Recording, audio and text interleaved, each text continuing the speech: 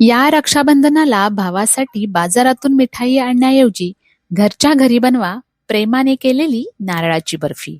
राखी इतकीच गोड ही बर्फी नक्कीच सगळ्यांना आवडेल. सुंदर, स्वादिष्ट आणि दिसायला अगदी आकर्षक अशी 2 लेअरची नारळाची बर्फी.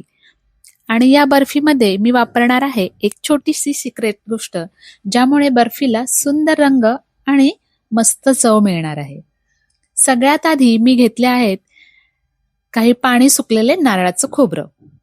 आता याचं बाहेरचं काळपट आवरण काढण्यासाठी एका भांड्यात पाणी गरम करून त्यामध्ये हे खोबरं साधारण 5 मिनिटं वाफवून घ्यायचं आहे.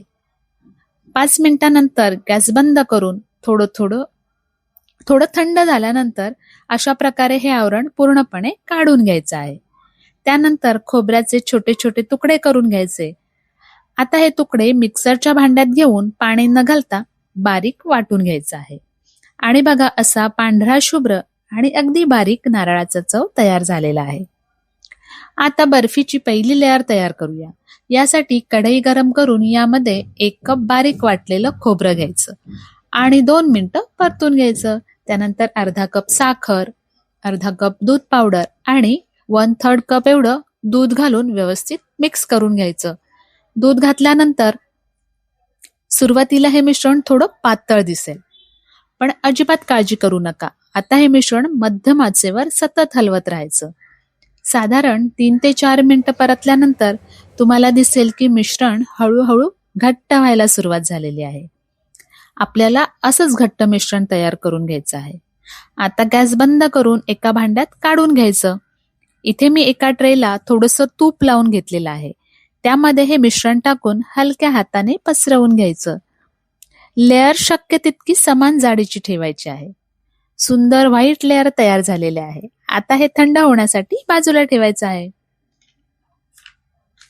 आणि तोपर्यंत तयार करूया दुसरी गुलाबी लेअर. त्याच कढईमध्ये 1 कप खोबरं घेऊन मिनिटभर परतायचं आहे. त्यानंतर अर्धा कप दूध पावडर, 1/3 कप एवढं दूध घालून व्यवस्थित मिक्स करून घ्यायचंय.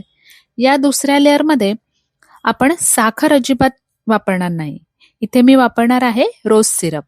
आता हे सगळं व्यवस्थित मिक्स करून घ्यायचं. रोज सिरपमुळे मिश्रणाला छान गुलाबी रंग येतो आणि सुंदर सुगंध आणि गोडवाही मिळतो. सुरुवातीला हे मिश्रण थोडं पातळ वाटेल, पण जसजसं आपण हे शिजवत राहू तसतसं घट्ट होत जाईल. जर तुम्हाला बर्फीचा रंग थोडा डार्क हवा असेल तर दूध न घालता फक्त रोज सिरप वापरू शकता. आता हे मिश्रण आपल्याला हवं तेवढं घट्ट झालेलं आहे. गॅस बंद करायचा आणि व्हाईट लेअर वरती हे गुलाबी मिश्रण हलक्या हाताने समान पसरवायचं आहे. लेअर पसरवताना हाताने जास्त दाब द्यायचा नाही.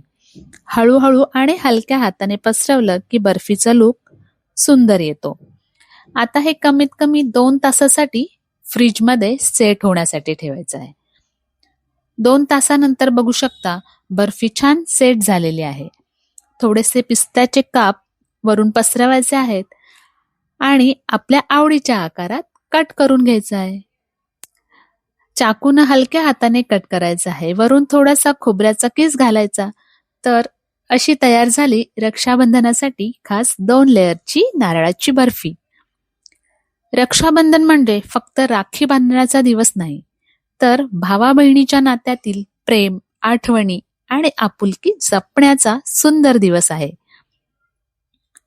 आणि म्हणूनच या रक्षाबंधनाला तुमच्या भावासाठी ही नारळाची बर्फी नक्की करून बघा. भावा बहिणीच्या नात्यातील हा गोडवा असाच कायम राहू दे.